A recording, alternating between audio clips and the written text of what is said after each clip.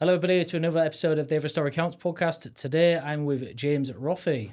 From football dreams to recovery, resilience, and rebuilding. Thank you very much for coming on, mate. Yeah, pleasure to meet you. Appreciate you giving me your time. Tell us a little about your childhood growing up. What was it like?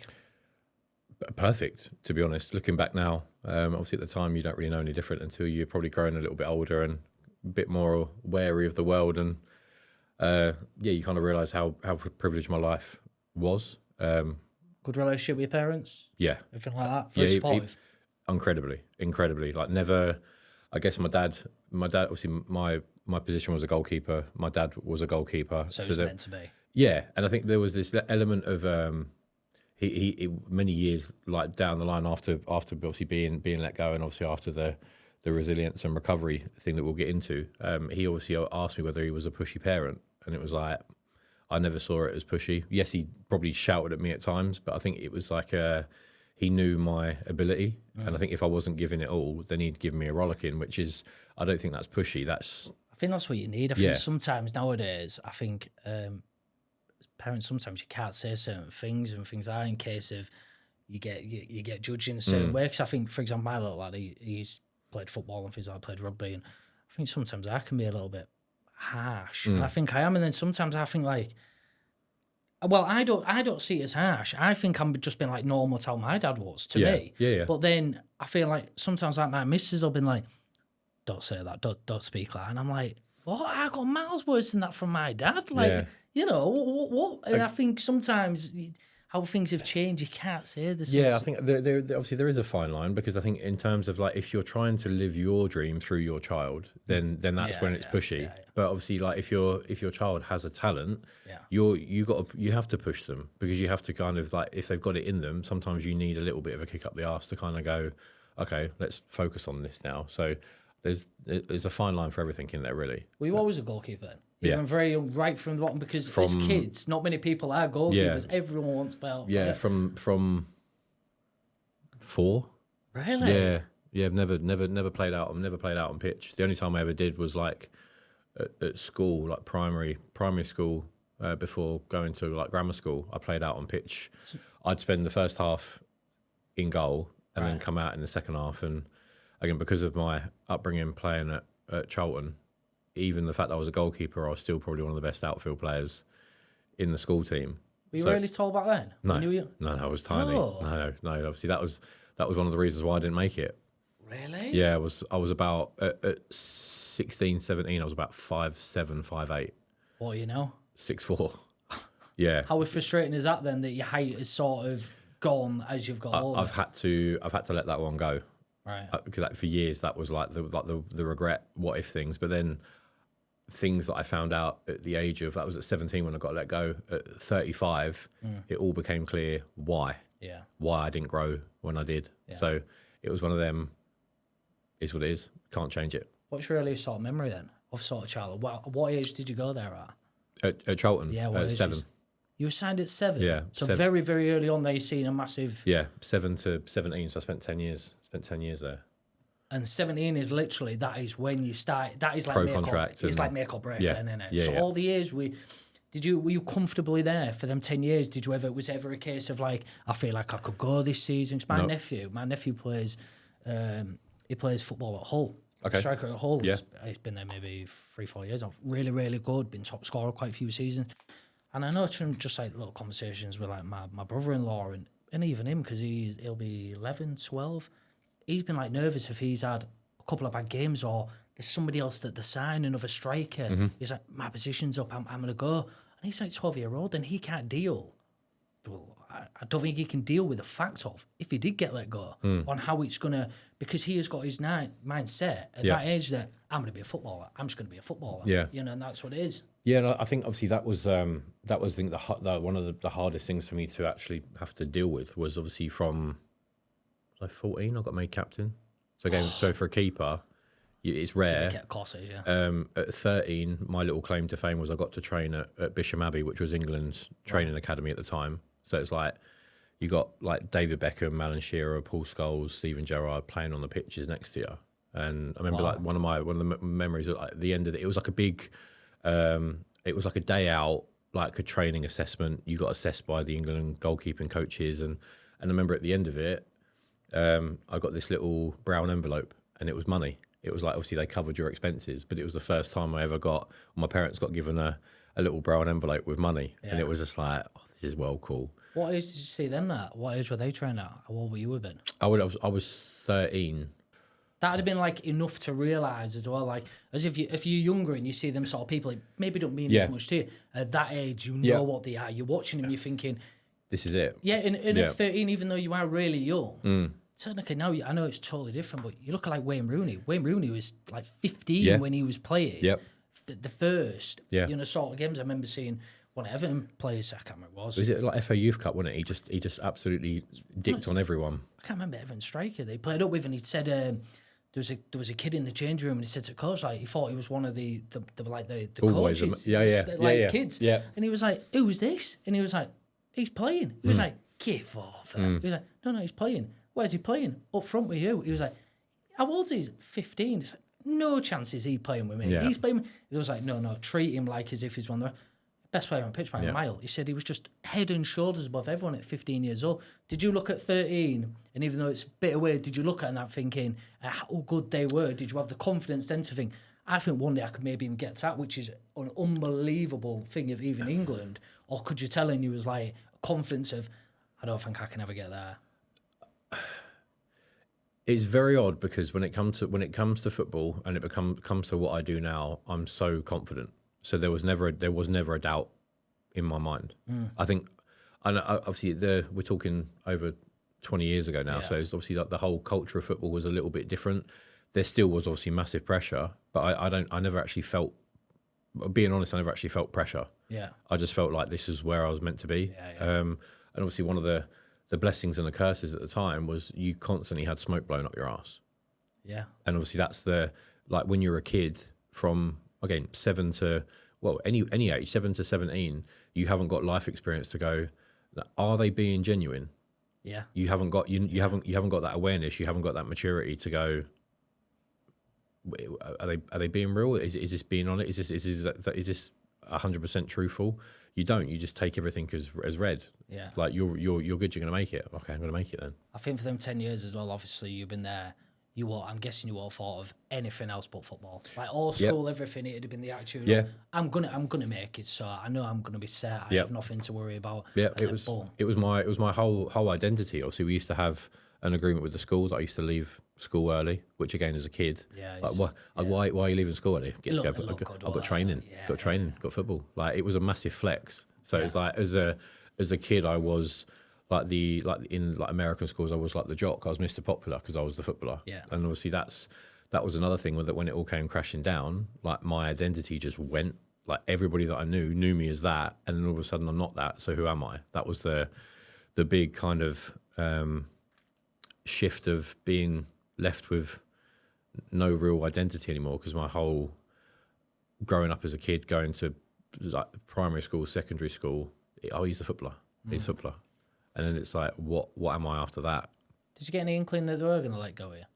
Not a clue. Nothing. Not a clue. Obviously, what we I spoke about this on other podcasts. Is like, well, the day I still remember the day. Like there was all of us, the whole squad was in Charlton's clubhouse, and we were just called one by one into the meeting room, and there was obviously the coaches on one side, and it was like an apprentice style.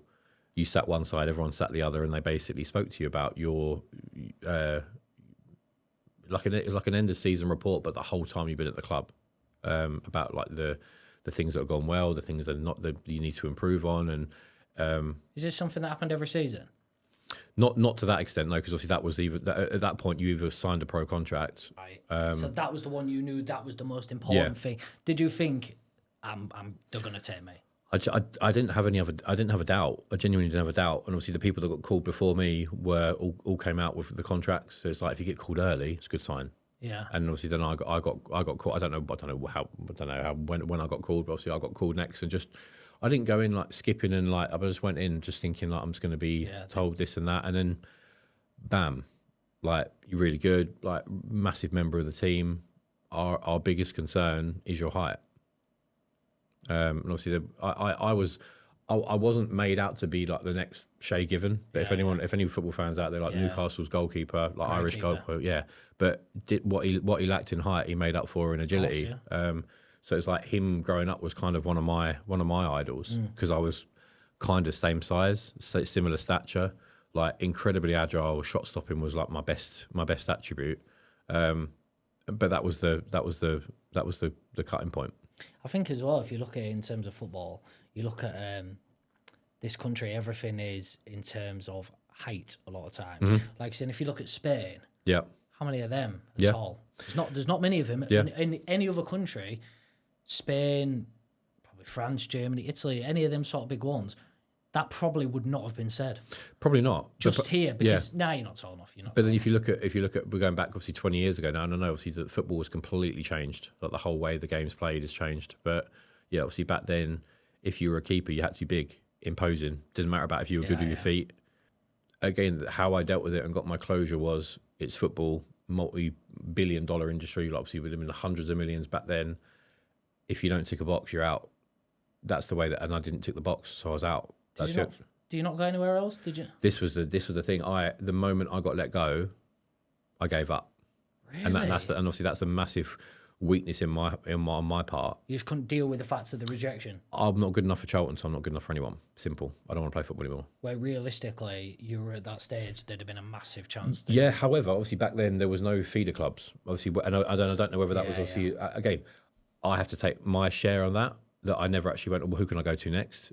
Like I remember the statement they said to me was like, "Thank you for your time. Go back to what you know." But at that point, what did you know? That is all I knew. Yeah. That was it. And it was like that's one of the statements that stayed with me to this day in terms of like go back to what you know. It's like I've given you 10 years.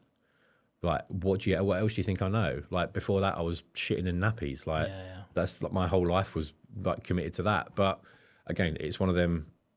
What can you do? I can't make them reconsider. I can't go back. I couldn't have gone back in. Well, obviously life took a massive turn after that, but yeah, it's not like they said, "Oh, we don't want you, but we've got these feeder clubs that we can put you in contact with." There's an agent that there wasn't any of that, but then I actively didn't seek out that myself. So both got to take responsibility for that. Do you never be tempted to sort of play like weekend semi-pro amateur league at the time? I'm back playing now. Did you not at the time though? At 17? Oh, no. Was it literally like from football obsessed to nothing? Nothing. There was nothing for. Obviously, we'll get into one of the reasons why, but I didn't play for nearly 11 years. Yeah. Do you reckon that's so? That sort of rejection that you've had from that. Do you reckon that's helped why you're resilient today? Do you think that's helped towards it? It's helped, but I think it was obviously, it helped because it took me. It helped, but before that, I literally went down and down and down and down and down and down. So you've been right at the bottom to then get to where you are now today. Do you still watch Charlton play? I don't watch them. I keep an eye out. I keep an eye out on their. Obviously, they've been through the ringer. Yeah, they're not haven't done overly well.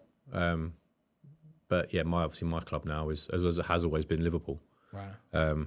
Weirdly, my whole family are Arsenal fans, and again, I've always wanted to be like the black sheep of the family, and obviously, So I think it was 1993, 94 is when I started supporting Liverpool. So I would have been 4, 5.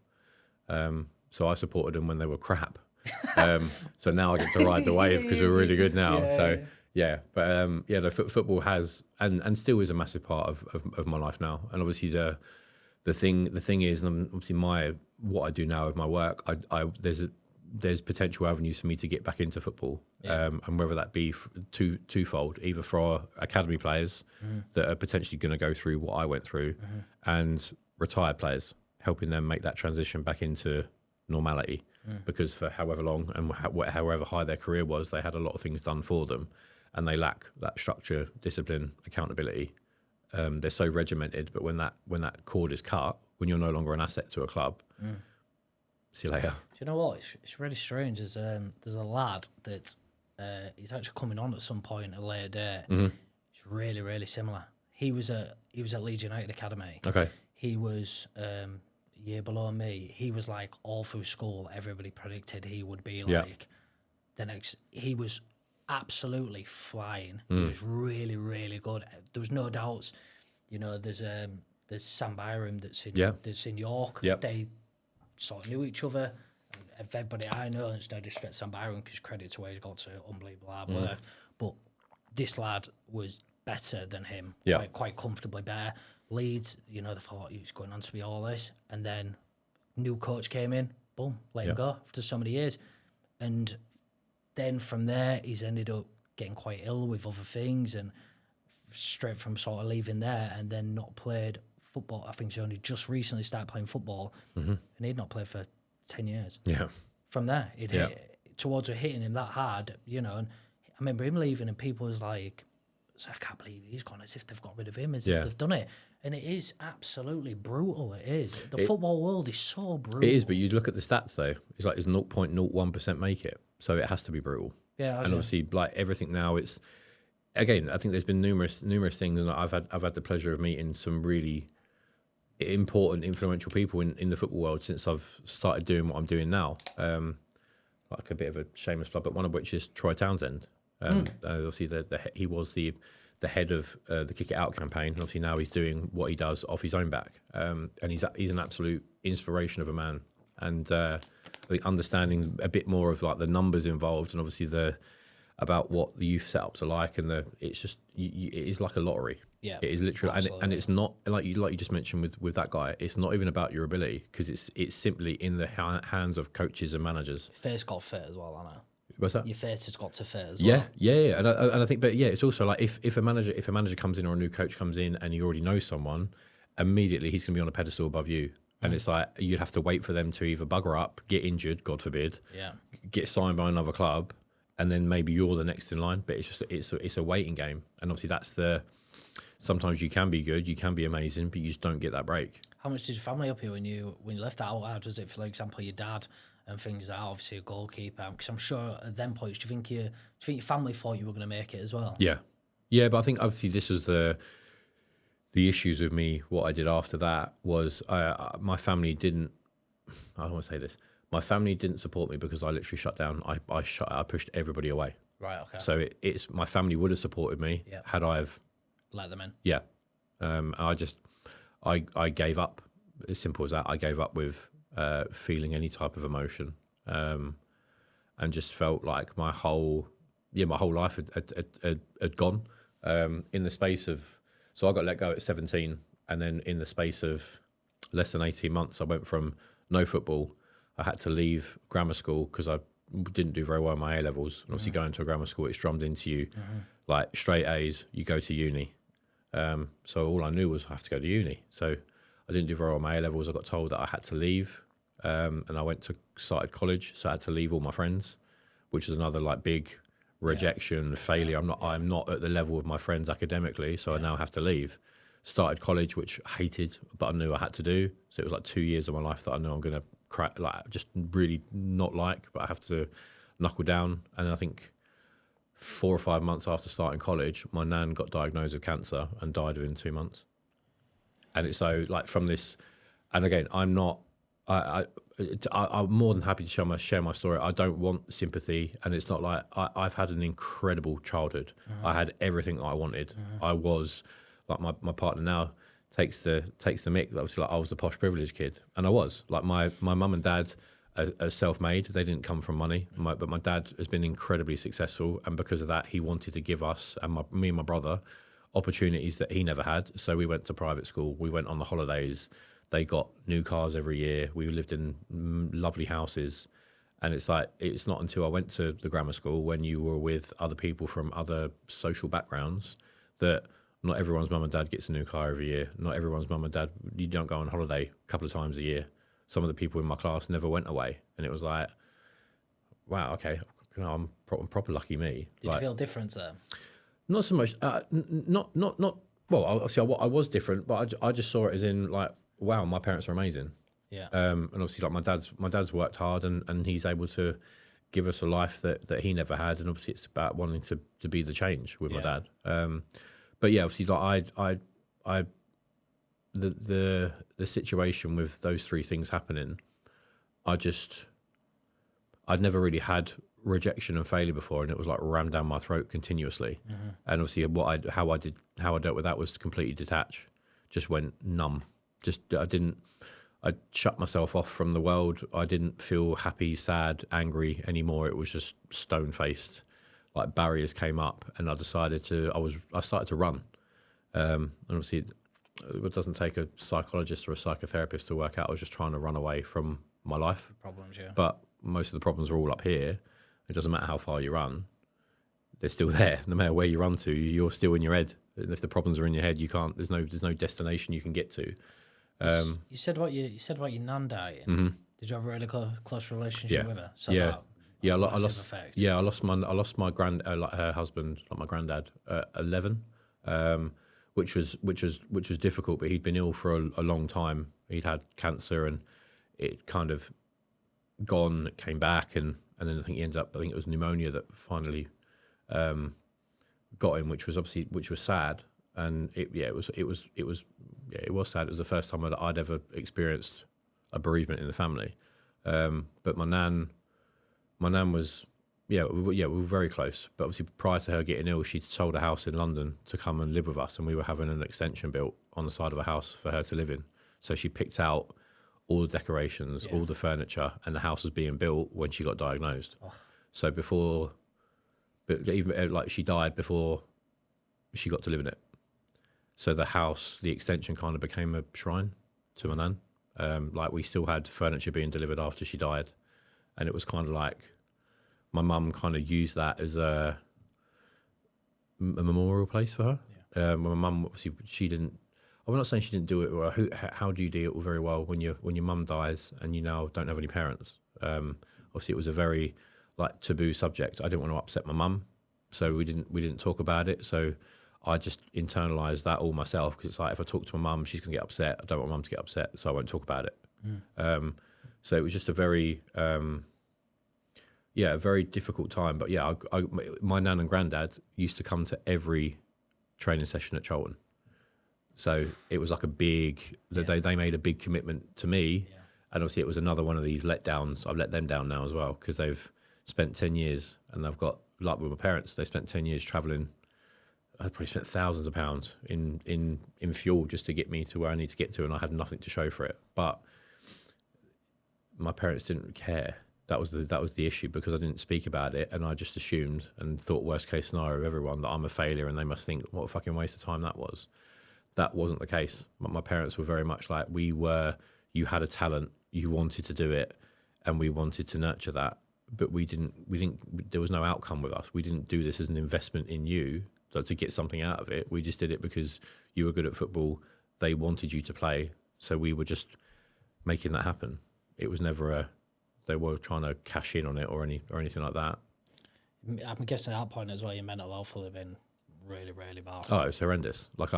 You don't get the same support nowadays. It's a bit different, and it's speaking on things like that. But back then, especially at 17, you won't know what was going on with yourself. No, and obviously that's what happened. The running that I was doing was obviously my way of trying to deal with all this stuff. And obviously I got the runner's high, that endorphin rush, which was the only real feeling that I had at the time. And obviously me being me, really at that time I had an addictive personality.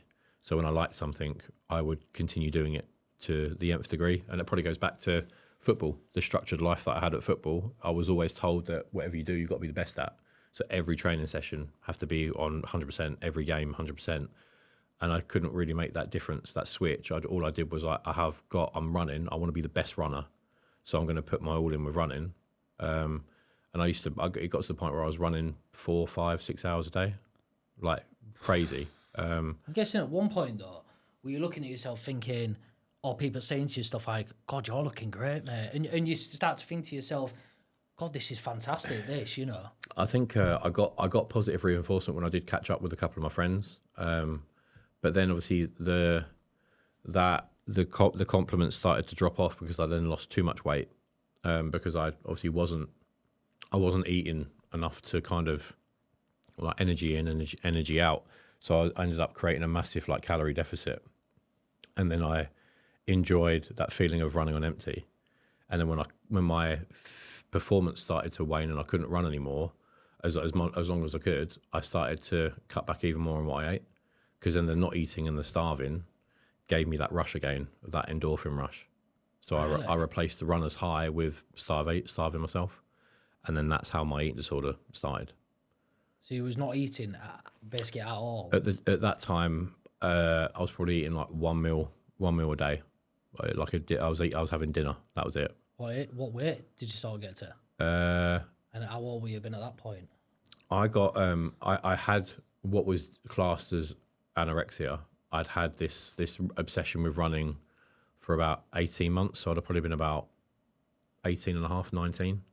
In terms of weight, I can't actually remember, but I know obviously I started to lose a lot of weight, and my mum and dad, my mum took me to the doctors. Right. And it was there that I let my mum come in with me. So obviously you have to give consent. Yeah. So my mum explained the whole situation of what had happened since 17. And that's when the doctor was like, I think there's a possibility that James has got anorexia. And it was like, what the fuck's that? Like, again, nothing was in, there was none of the soaps were doing like mental health topics and especially eating disorders, like non-existent. So obviously that's when they told me what it was. But I think by that point, being completely honest, I'd already checked out of the anorexia and I'd already started to make myself sick. So I kind of transitioned from anorexia to bulimia. So I went from starving myself to then eating everything I wanted and then making myself sick. So you went to two polar sort of opposites. Yeah. Obviously, for anyone that doesn't know, obviously anorexia is just a complete restriction of food. Yeah. You try and eat, you try to stop eating. Whereas obviously the bulimia is that you end up binging on food. So you eat all the things that you feel like you shouldn't eat or you class as like bad foods. You binge on and then make yourself sick so you don't keep it down. Did you have any sort of therapy or anything like that? Well, at the time, obviously, like I was doing this behind closed doors. So although my parents knew that obviously the anorexia was bad, when it shifted to bulimia, that's when my health and my routine got really dark. I used to wait for my parents to go to bed, and I used to binge through the night. Obviously, bulimia is like a ridiculously secretive eating disorder or a mental health disorder, however you want to sex it up. So like the bulimia is, you don't want people to know that you're binging on food.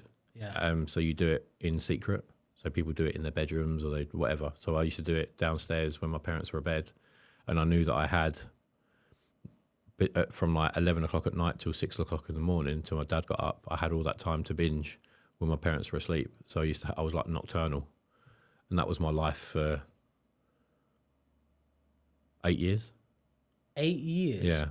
I had bulimia for 8.5 years. And this is the I don't think that I know eating disorders are given a lot more like airtime now, and especially amongst men because it's been growing ever since lockdown and whatnot. But I think bulimia, I don't think it's given the importance. It's anorexia. People give the anorexia because it's not many people speak about it. No, it is more. No, that's true. It's true, and obviously I think, but since everything happened with the global thing. It's seemingly like eating disorders are massively on the rise of men because it's a coping mechanism. People may not want to drink, they may not want to take drugs, but having that control back on what you eat, it's another control thing. But obviously with me, it started as a control thing, and then it just became my identity. Like you have something for. I had the eating disorder as a whole for 10 years, so it was like I spent 10 years at Charlton, had 10 years of the eating disorder. 7 to 17 at football kid, football prodigy, and then from 17 to 27 was James with the eating disorder. So I'm guessing you didn't do many things on the out or anything at that point. No, you missed out on so much from that time from 17 to 27. I lost my relationship with my parents. My parents hated me because I was just an arse. I was a compulsive liar. I lost all contact with my friends. So everybody that I knew just, I won't say stop contact with me. You know what it's like Facebook, you coming out tonight, mate? You doing this? Stops you. Just, I'd ignore you. So it's like, at some point, they just goes, what's the point? So there's nothing about them. It was on me. Too ill to work. So I was signed off on whatever it was at the time. Employment support, or I don't know what it was. So I guess it's the equivalent of like PIP. Today, because obviously I was too ill due to health reasons. but that's everything that the bulimia wants. It wants to strip away everything that you once had, like your personality, your confidence, your ability to have relationships. It strips it all away, and it leaves you just with the bulimia. So you become attached to it, because if I get rid of it, I've got nothing. It's like Stockholm syndrome, like it's like you're captive. And it was the one thing that got me through the day, but it was the one thing that was keeping me in this big loop of self-destruction. So obviously at my worst, at 21, I was 5.5 stone at 6'4". Yeah. I used to pass out at home. There was one time I passed out, hit my head on the kitchen floor, and obviously ended up waking up in hospital. Had like dripped in my arm. I had potassium in one and phosphate in the other. Like my salt levels were like non-existent. The potassium, which is obviously like the electrolyte to kickstart your heart, obviously where I was making myself sick so much, I wasn't even keeping any nutrients and minerals that were in my body. I was bringing them up as well. So I literally had nothing. I was like anemic, and I was everything, to the point where when I was in the hospital then, my parents had to sign a do not resuscitate form, because I was in high risk of going into cardiac arrest, because my liver and my kidneys were already failing. And obviously it was just a matter of time, if I didn't sort myself out, that my heart would have stopped. And obviously they wouldn't have even attempted to revive me, because I was that ill. Do you think parents give up on you then at that point? Did they think it was like a case of this? He's sort of done. My There's parents no coming back. No, I don't think my parents ever gave up. My parents took good cop bad cop approach. Really, my dad was like, whatever help you need. Yeah. He was looking at remortgaging the house to send me to the Priory. Whereas my mum, and I think it's there's no manual for this when you have a kid. There's no manual for how you deal with it, and I think they dealt with it in the best way they could have done, because my dad was like, whatever you need, I'll help you out. And my mum was like, only you can change. I love you because you're my son, but I hate who you become, and only you can sort this out. Like, you are beyond anybody else's help now. It's you. And those two approaches would have been really good. Yeah. Instead of, if you'd have had two both the same, it would have worked, but you had it both ways. Exactly. Yeah. Obviously, if I'd had two of my dads, I'd have never changed. I'd have been so happy in my little bubble. And if I had two people that were like, you're this, you're that. I'm not saying you're this, that. Only you can change. And I don't want to give my mum. She played it perfectly. She was like, she was on me like a hawk, and she'd always ask me questions. She already knew the answers. It's like the woman's prerogative. They ask you a question, they already know. They just want to see if you're going to be a dick or not. And so obviously we clashed loads. I was a right mummy's boy as a kid, and we lost that because of what I was doing to myself. What would you say to somebody then? You know, like, for example, was going through what you were going through then. If this is yourself now, that's I know everything that you're doing is fantastic, and you're massive on like mental health and everything like that. What would you go through if somebody was going through what you were going through then, if you could speak to them now? Because there might be people that are watching this that are going through what you did go through and thinking, how do I come out of this? The one thing I would say, okay, it's like they go hand in hand. You need to be able to communicate. I think firstly, you have to admit you've got a problem. That's the biggest thing within yourself. You have to admit you've got a problem. Because I used to tell people anything they wanted to hear. I was like the master manipulator. But obviously, I think it's not until I was in an eating disorder unit for like 6 months, basically learning how to eat again. That's when I realised, when I came out of there, that I was in a really shit place, that I couldn't stop this on my own. So that was kind of like the first real, at 23, that's when I realised that I had a problem. And I could actually admit it to myself that I can't stop this. I can't stop this on my own. I can't just go, right, I'm done. Yeah. So I think that's the first step, to know that you have a problem. Then it's expressing it to whether that's family, whether that's someone that you feel safe, or someone like me, like a coach or a mentor, or someone that you can look up to, that you know has been on that journey and probably has a little bit of a blueprint to recovery. And then secondly, it's trying to find your why, trying to find your purpose. And the biggest catalyst to my recovery initially was getting back into work, actually feeling like I was important. Is that something you did pretty soon after you started getting better? No. Obviously, 23 was when I realised I had a problem. 25, I think 25 and a half was when I got back into work. Right. So I still spent 2.5 years of trying, failing to kick it. And also you'd have the little, you'd have good periods, and then something would go wrong, or you just have a blowout, and then fuck it, you get back on that dangerous path of back in that cycle. You make a little bit of improvement, and like 2 steps forward, 1 step back, 1 step forward, 2 steps back. You never really made anything like massive improvements going forward. But to me, it was work, getting back into work. and actually feeling like I was important, actually having a little bit of worth, that I had to be somewhere, do something, report to someone relied on what I was doing. I was a cog in a wheel.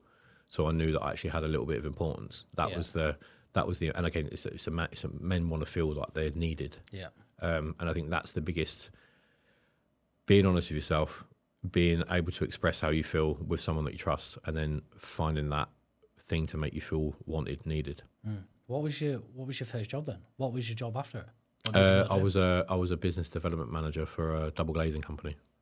Right, okay. So, Did you struggle a little bit with maybe like imposter syndrome at that point, as into the fact of you'd been out of work for that long doing things and you're coming straight into now doing this? Was it a little bit weird going in and there was a whole, I think there was this lot of everything kind of seemed new again. Like when you got your first job or you got your first car, and it was like this big like oh, this is right cool. That's kind of what it was, because I felt like I coined the phrase that at 27, that's when it was like James 2.0. That's when I was really reborn. And obviously I think the 18 months that I worked at that double glazing company was the big stepping stones for me to go, okay, I can deal with this. And now I still have my bad days. It was like the easiest way I can explain it to people, that it's like if you were a smoker and you used to smoke 50 a day, and then you cut it down to like 10 a day, and people go, yeah, but you still smoke. Yeah, but nowhere near as much. That's what it was like with my bulimia. Like I would, at my worst, I was making myself sick like 50 times a day. And then that would be reduced down to maybe a couple of times a day, and then maybe a couple of times a week, and then maybe once a month. So like you're weaning yourself off. I don't think there's no way that you can go cold turkey. And again, that's another thing that I've spoken about before. I don't think I've spoken about it on podcasts, but I think with people in DMs and clients and whatnot, I don't think eating disorders across the board, men or women, the recovery is so slow, because there is a scenario, if you are an alcoholic or a drug addict, we've all heard the sayings that you can lock them in a cupboard and they can go cold turkey. You can't do that with food, because you die. Yeah. So it's like you're literally having to face your demons every day. And it's so fucking hard. And it's so difficult to explain it to people that have never had that kind of relationship with food. When you see food as the enemy, but you know you need to eat it and you have to face it every day, it's like if you've got arachnophobia, but you have to work and live with spiders, like your life's just chaotic. You're constantly stressing, you're constantly overthinking. And that's what my life was like for the majority of that time. But work was the way that it was like. When I was at work, I didn't focus as much on food anymore, because I had other priorities. I had other things taking up that mental capacity. And I think that's where it's like a distraction. Food's a comfort for a lot of people, isn't it? It is, and obviously, but it was a comfort for me. I was just other end of the cycle, the other end of the scale. There's always levels to everything, and obviously that's where, it was. Incredibly hard to try to then have a healthy relationship with food again, because obviously for something that's almost cost you your life for 10 years, to then go, oh, this is all right now. It's obviously it's a big shift, both mentally, emotionally as well. How difficult was it for you as well? Because you said you have a bit of addictive personality. How careful did you have to be on anything else? Oh, massively. Like I've never. It's weird because I'm 37. Never. I tried smoking at 16. I then smoked a Cuban cigar at my brother's wedding. Apart from that, never smoked. Right. Drink, I could probably count on both my hands the amount of times I drink throughout the year. Birthdays, the odd night out with the missus, have a cheeky cocktail. But if I never drank again, it would not bother me. I don't see, because I've never done it. I coined the phrase, "You don't miss what you don't know." You can't miss what you don't know. I said on a previous podcast, I said in a weird way with drink, that if you drink, you look more weird than if you don't. You know, if people are like, oh, do you want a beer? You'd be like, no, I don't drink. People think of you more of a weird person in society, whereas if it's drugs or anything like that, and somebody was like, oh, do you want some of that? Yeah. No, mate. But if it's like, oh, do you want a beer? No, I don't drink. Yeah, because obviously there's a lot of it's a social thing, isn't it? Yeah. It's become But the norm. It's so wrong because it is a drug. Yeah, no, exactly. But yeah, I think Yeah, it's been. I think I've matured mentally over the last 11 years of my recovery. So I think in terms of the obsessive, there are still tendencies with my obsessiveness. But then even recently, I did a therapy session about probably just over a month ago, and that unlocked a whole thing about why I am how I am. And it's not so much that I've got an obsessive personality; it's more that I'm a perfectionist. Right. So it was like a big it wasn't anything revolutionary, but it was like, yeah, that makes sense. That makes sense. So then it's hard if anything goes wrong or anything, like you struggle to accept it. Yeah, and then obviously, and then also like if I plan it out for the result to be 100%, and when it's not 100%, I don't feel like it's good enough. So I never actually give myself that leeway of going, yeah, but it's like 90% there, mate. Well done. Give yourself a pat on the back. It's like, well, no, because I go 10% is missing. Do you manage to do that a bit more now, in terms of work wise? I've tried. You probably have to ask my partner that. But I've tried. Over the last, I'd say again, it's only 2 months, and this is odd for me to say as like a mindset and performance coach. The weird thing is, I think, and everyone can probably relate to this. There's like you're very good at giving advice, but the way that you're wired, I wouldn't expect anybody to do what I do, but I try and do things to be that example. Yeah. Like so, what I ask my clients to do, I will always do it, Yeah. and I would never be like, do that, but I'm not going to do that because I'm different. It's like you do that because I do it, but I do it to like the extreme. And I think I would, if a client came to me with what I had, I would give the same advice that I've been given. Yeah. But obviously, it's very difficult to act upon it yourself when you've got like this. I'm on this big fucking journey at the minute with work and establishing where I'm at. That I feel like I can't give myself a little bit of time. I can't take my foot off the gas. But however, like I've realised over the last couple of months that if I do, things are actually better. Less is more. Work smarter, not harder. So you're learning Yeah. as older you get. You're Yeah. learning from things in the past and learning Yeah. how to change things Yeah. and develop things differently. Yeah, and obviously there's been obviously the eating disorder was 10 years. So at 27, that's when my life kind of changed, and I got an opportunity to move up to Sheffield for a career, new job, more money. My living costs were less up here compared to being down south. So it was like win-win. But that was kind of the big moment in my life where it was like I had to put my big boy pants on, because if I move up to Sheffield, I'm 5 hours away from my parents. I've got to look after myself. They're not there anymore. Like they're on the phone, but they're not physically there to watch me like a hawk. And that was kind of like my big sink or swim moment of like, am I ready to look after myself at 27? Yeah, I fucking should be at 27. But with everything that went on, I decided to take the opportunity, and luckily, despite the fact that I got made redundant after 6 months, which was probably my first real test of resilience from The two rejections Yeah. previously. Yeah, the yeah. rejections that you'd had. Yeah, and I dealt with that in a way of I went on holiday instead of like having time to think and sit. I took myself on holiday, went on like a little solo holiday to kind Probably of the best thing for you. yeah, in a way, yeah. And obviously, what I didn't realize at the time was that was probably the start of my self-development, self-improvement journey. That when I was away, again, did I still have the bulimia? Yeah, I did. Did I still have a few blips on holiday? Yes, I did. But I was kind of on this. I was more aware of what I was doing. I was actually questioning myself more and sitting with the feelings instead of just if I had the feeling, I'd go and make myself sick. Whereas obviously, I'd sit with it. Why? Why do I feel like this? It's like, is it over anxiety? Is it wondering what the next stage is? And again, it may not stop me doing the binge or making myself sick on that occasion, but it would give me a little bit more of an understanding as to what has triggered that.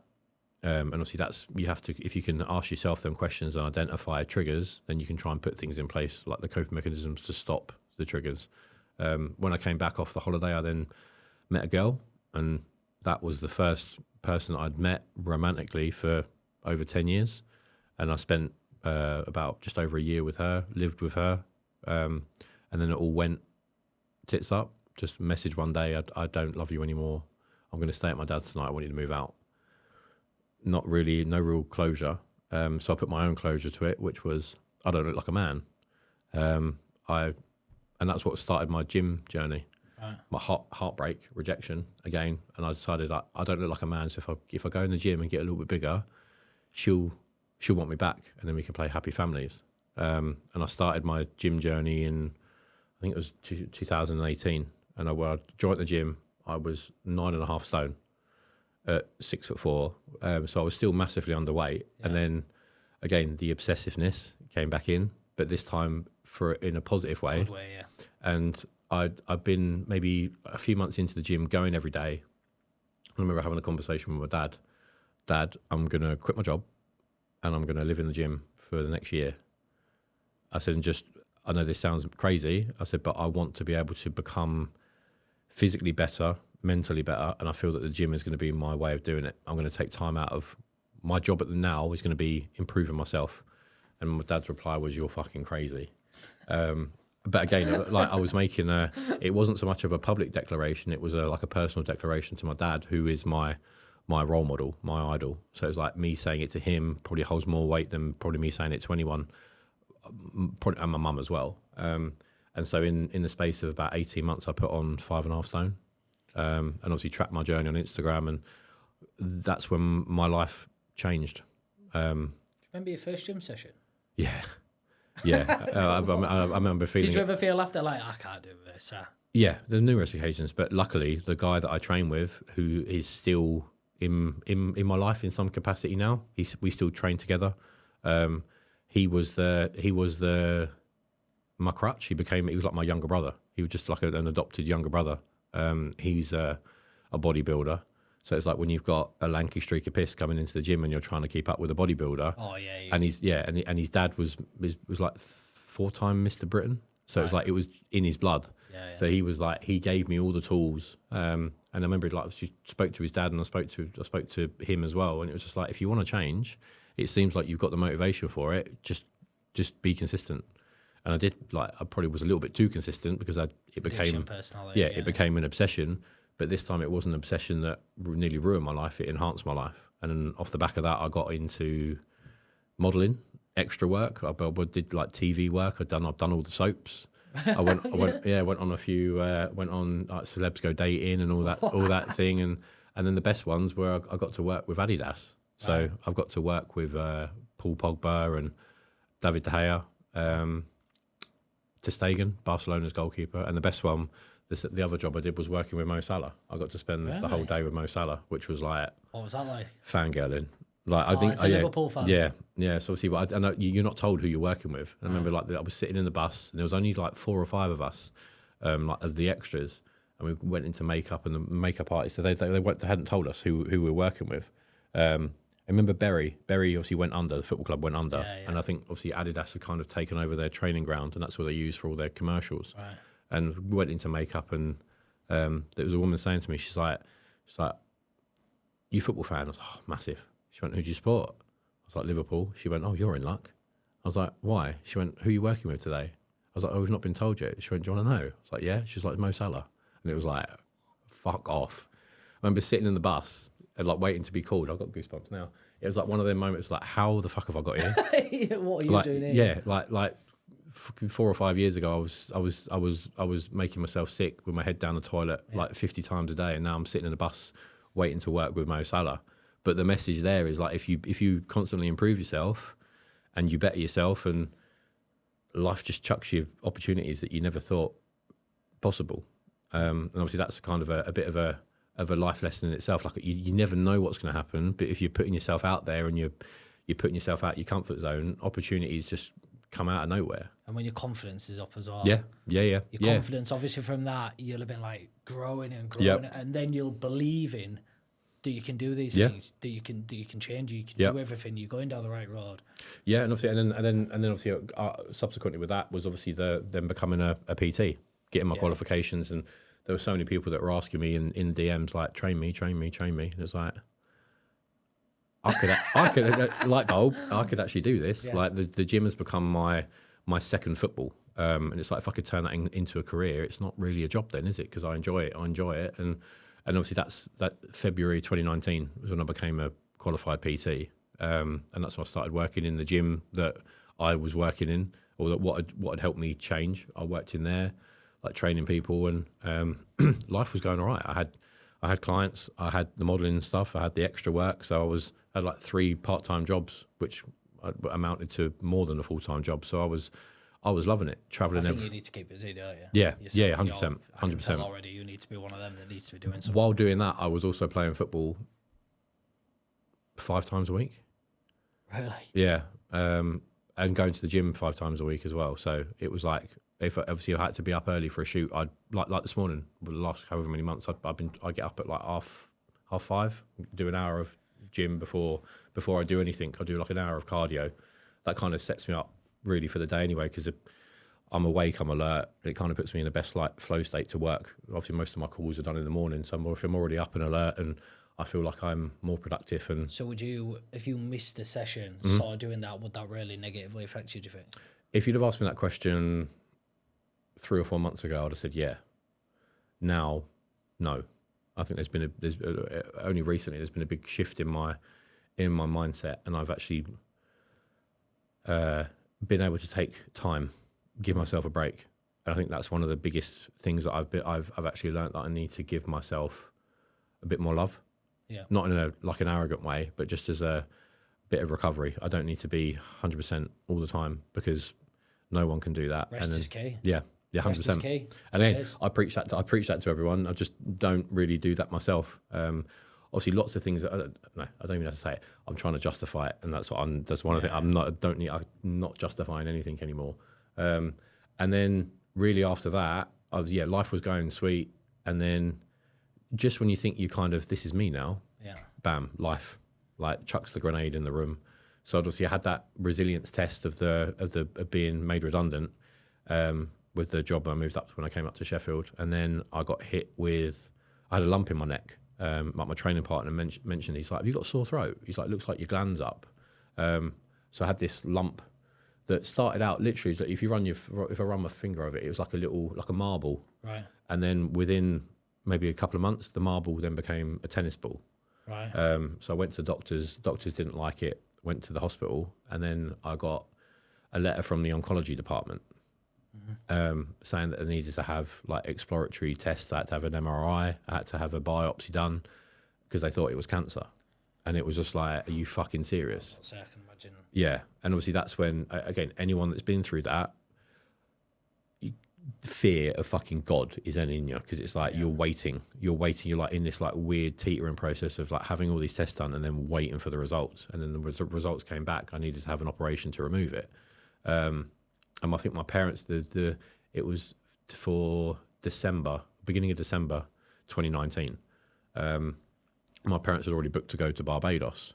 So my mum and dad were like, "We'll cancel the holiday." I was like, "You can fuck right off." I was like, "You are going on holiday, but you're having surgery. I don't care, but we'll cancel it. Like, it's too late because you're going to lose your money. Don't care about the money. I do.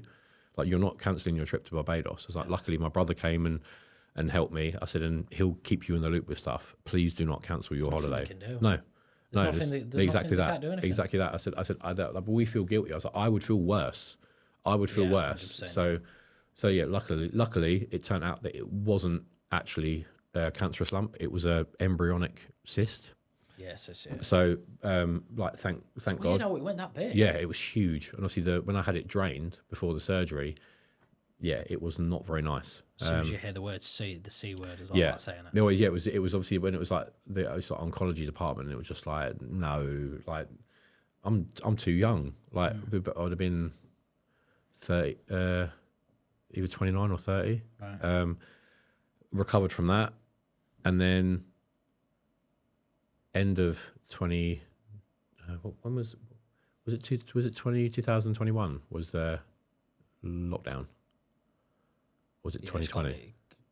Yeah, it's around there, isn't it? Yeah, so then I recovered. It took me a few months to recover from that. They ended up nipping a nerve that caused my speech to. I had like a slur. Right.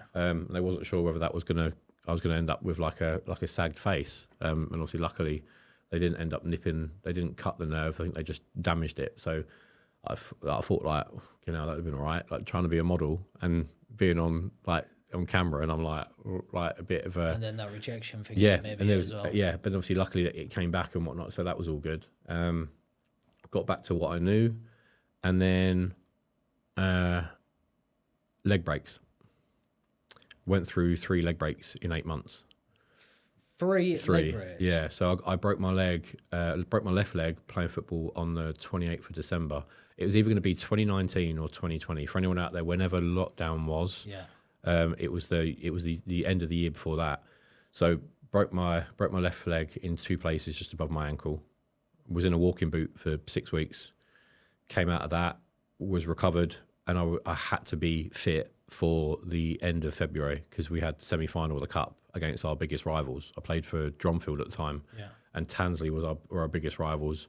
They'd won the league the previous season and got promoted. We came second and got promoted. We then won the league and they finished behind us. Right. So it was like it was like United, Arsenal, and City, Liverpool now, and so it was like I have to be back fit for that. And so I came back. I think the game before I played 45, the second 45 minutes to be. I wasn't match fit, but not enough to get a little bit of minutes in the playing on bench. Field. No, in goal. See, back in goal. Because leg breaks out as common in goal as well. No, well, yeah, but obviously I'm all or nothing. So I'll go and take if I'm going to take everyone. Everybody's going. Yeah, and obviously we're talking. Although I may have put on a little bit of size since I've pretty much been this size for a while now. So I'm quite a big keeper. Yeah. So it was really like my first proper game back, like semi-final. It was 1-1, and I was having an absolute fucking blinder. Like. Second half started, and within about 2 minutes, balls come into the edge of the area. So you got like the corner spot or the edge of the 18-yard box. Their striker's running for it. My left back's running for it. I'm running for it, and I take them all out. And I hit knees, like knee to knee, on my right leg. So I've knocked my knee, and it was like, it's like you knock your knee, it's jarring. Yeah. So I went down, and. As you do, you get back up and shake it off. You stamp your feet like the magic sponge. And I'm stamping my feet because you wake up in the morning, you've got pins and needles. I could not get that feeling back in my leg. And obviously it was my leg that I plant to kick the ball with my left foot. And I'm like stamping my foot. I'm just trying to get this sensation back. I think they score, and then so it's 2-1. With about 10 minutes to go, they put a cross in the back stick, and I plant my right foot. And as I plant it and jump off, I heard what I thought, again, sheer, what's the word? Panic or just chaos. I swear I heard a shotgun. And I thought I'd been shot. Like shock, that's what it is. It was the shock of like this noise and then this pain and then this searing heat. And obviously what I didn't realise was I'd broke my leg with that tackle with the knees, and I played 35 minutes with a broken leg. So then me planting my foot and jumping 15, 16 stone, my leg just snapped underneath me. So I kind of fell underneath my leg, and then game obviously got abandoned, and then football injury, you ain't a priority. So I waited 6 hours for an ambulance to come and pick me up. Really? Yeah.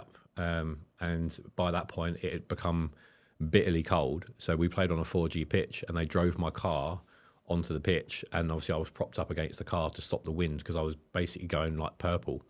I didn't bring any other clothes with me. 6 hours of disgrace. It's awful. And then the worst thing was, ambulance lady, a couple of them arrived, and she looked at it, and obviously you could see, like, I'm not a doctor, but my leg was kind of like a snake, like an S shape. And so I had all these blankets over me, and she's pulled the blankets away, and she's testing my back. She's like leaned forward, and she's testing the vertebrae in my back. I was like, why are you doing that? And as she's pressing my back, she stamps on my leg. Oh my God. And so straight away, I'm like genuine crying. I don't even care. I'm in so much pain that she's now stepped on my leg that's now broke. They then got like the gas and air, and then after that, I didn't really give a shit. I think she stood on your leg. Yeah. Well, where there was like blankets everywhere. She took like a misstep and then put her foot down on my shin. So that's unbelievable. Yeah. So, but then obviously, we went to hospital, and I'd broke my leg in 4 places. I had a fracture below my knee. I had a fracture above my ankle, and then my tib and fib had shattered. So it had gone across. But from it being my first game back, I decided to wear 2 sets of shin pads. I wore the compression shin pads, and then I wore normal shin pads. And they said that stopped the bone from coming out my skin. The double shin pad and my football sock and the tape literally kept it in my leg. That's a bad injury. Yeah, it was very bad, and the pain was horrendous. And I, luckily, again, you have to touch wood and take the positives out of it. I didn't need surgery. They reset. I'm shocked. They reset it. Right.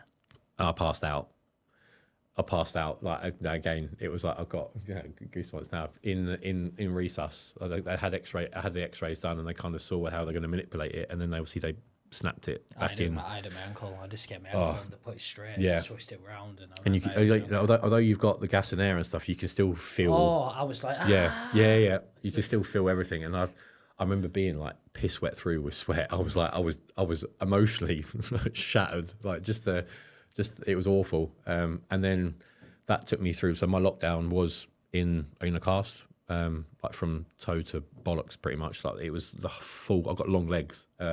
So my lockdown was that. Luckily, before leaving the hospital, I bought a bench, like a gym bench, and adjustable dumbbells. So me being me, I was like, I'm going to be at home. We're all in lockdown. I'm locked down with a buggered leg. I need to keep sane. So my time, again, with how I'm structured, I created a routine in my head.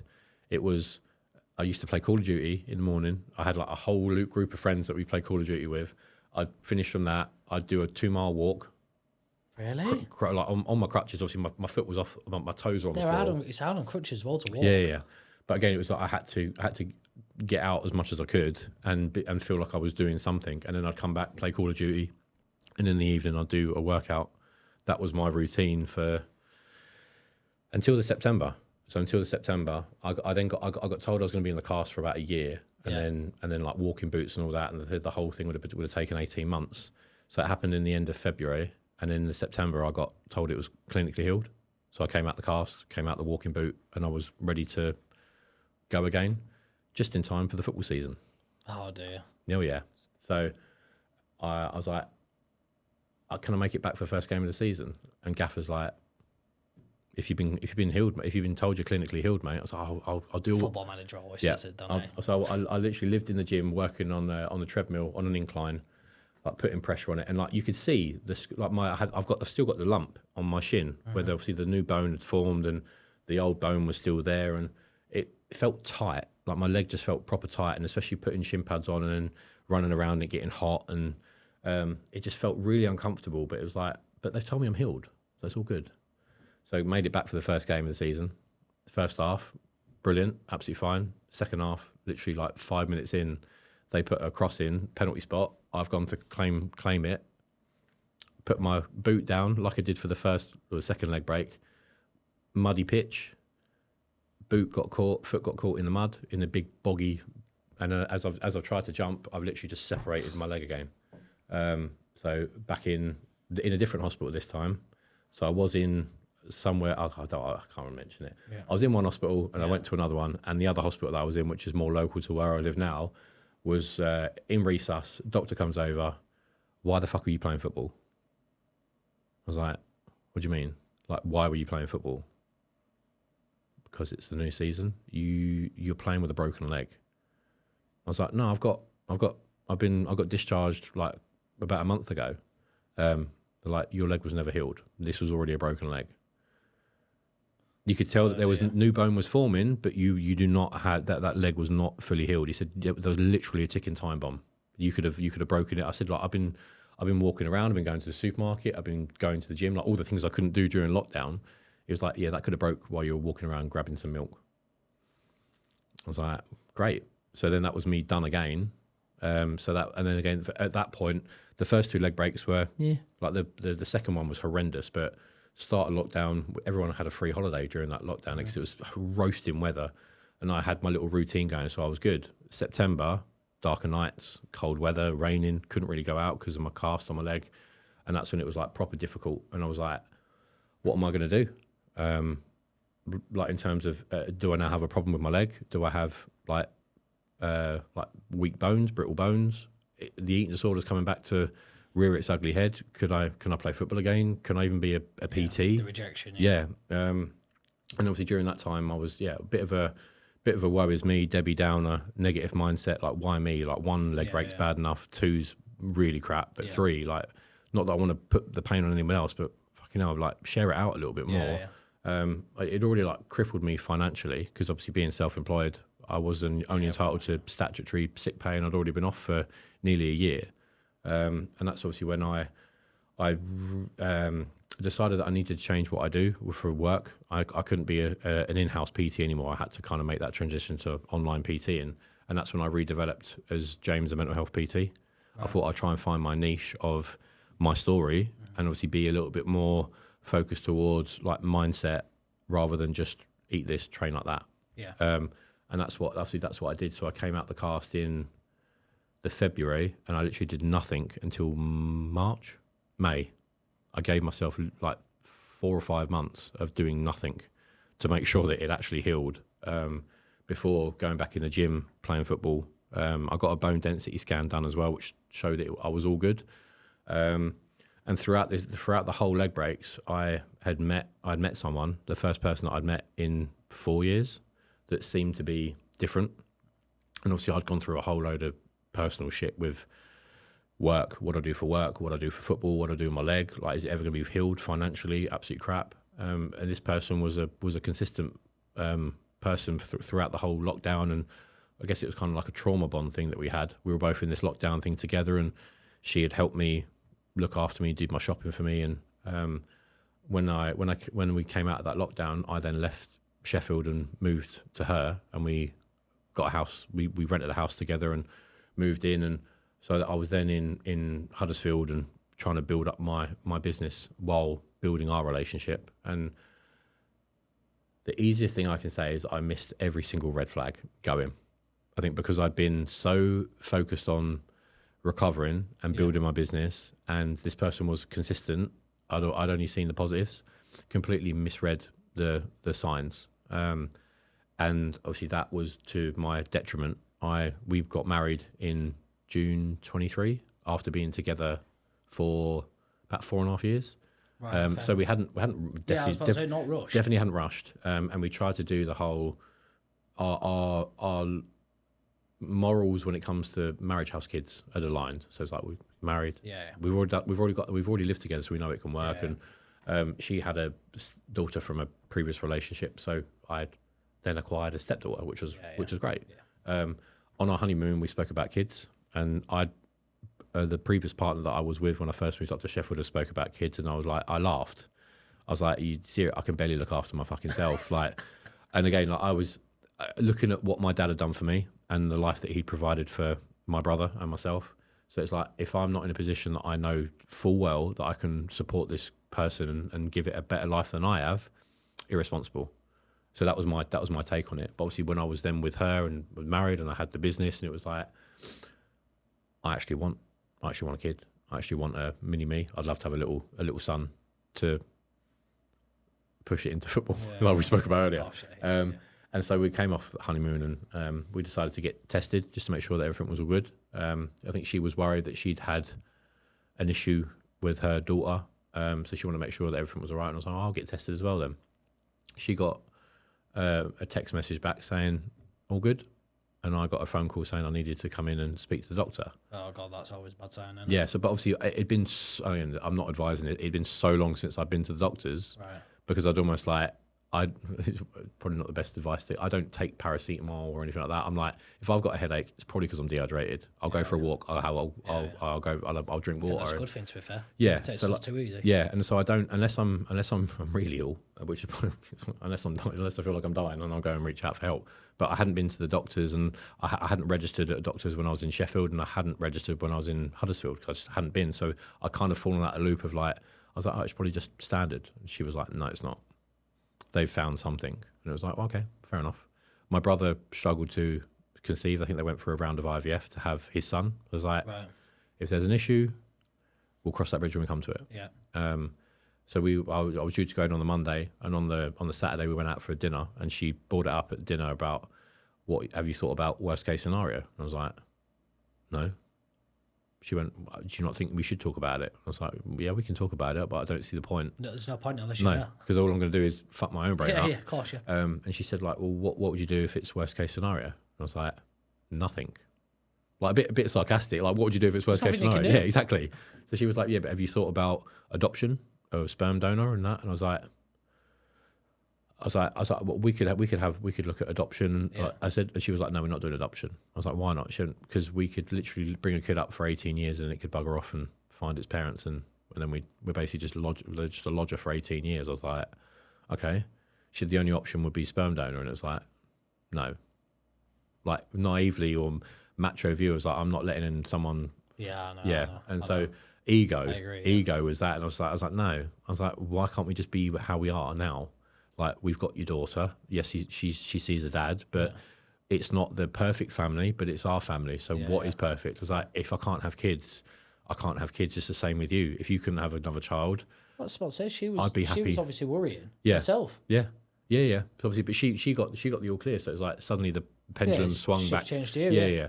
So I was like, if it was you, I wouldn't care. If I couldn't have a child with you, it's shit, but it wouldn't change the dynamic. I've married you. Yeah. Like, whatever you are, I want. So if you can't have kids, you can't have kids. Obviously, on that Monday, I went in and she wanted to come in with me, and I was like, no, I'm doing this for me because I need a little bit of time to process it myself.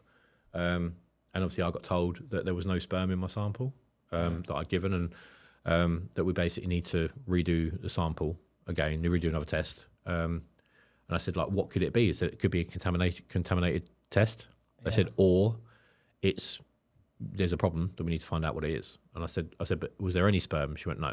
I said, and what are the results? What's the success rate of the results? She went 97% accurate, and it was like, no, I don't like them fucking odds. Yeah.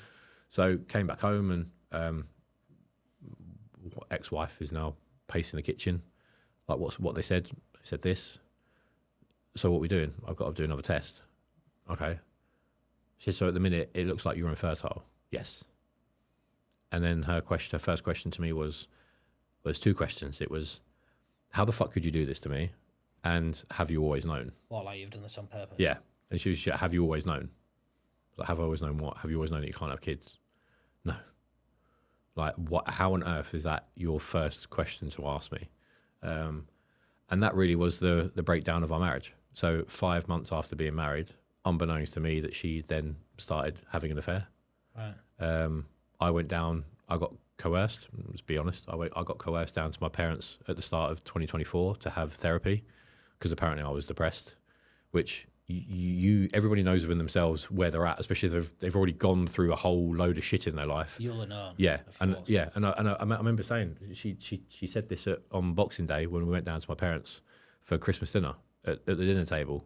It's supposed to be a happy environment place, and she brings this up, and I was like, again, I did the most silliest thing I could have done. And for anyone out there, I do not advise focusing on happy wife, happy life. That is the most stupid thing that you're giving someone power. And I guess it's the whole point of having balance and making sure, but you don't sacrifice your own self for someone else. Oxygen mask analogy, make sure that you're all right first. And I remember saying, like, I'm not depressed. I'm fucking sad.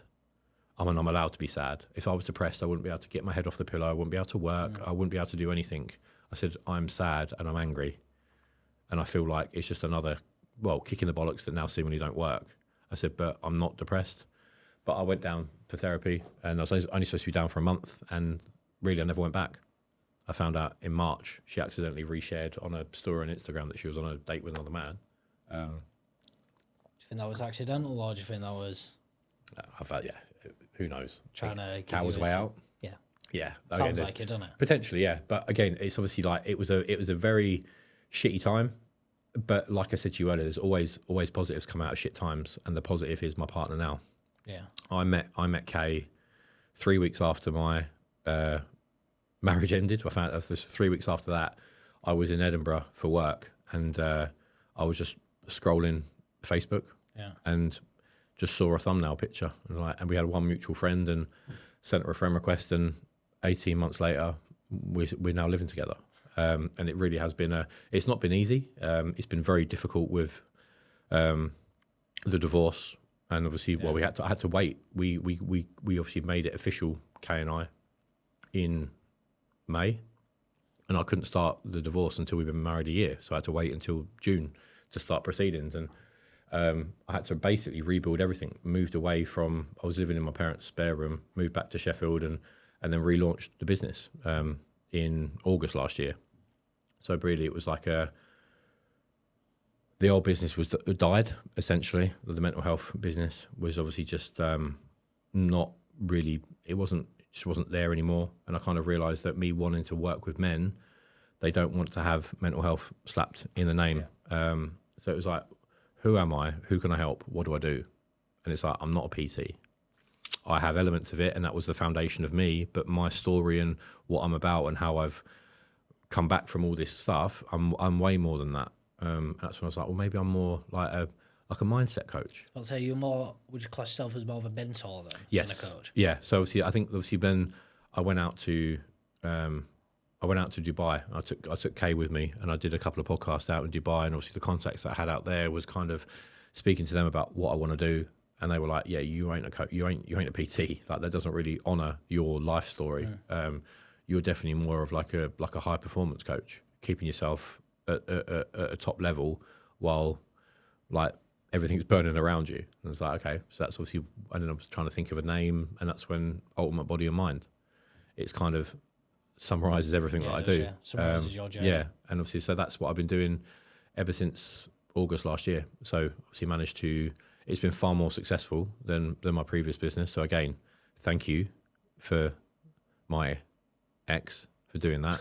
It is obviously there. I was so happy with my lot that sometimes it takes someone that you think is your closest person to you to go to basically chuck a grenade in a room, and it kind of realizes I wasn't optimizing everything, and I'm doing everything better because I had the rug pulled from underneath me, and I had nothing to lose. I didn't have a business anymore, so everything I have now, it was like I was already kind of at rock bottom, like financially, mentally, emotionally, physically, no, but obviously like mentally, it was like I felt rejected.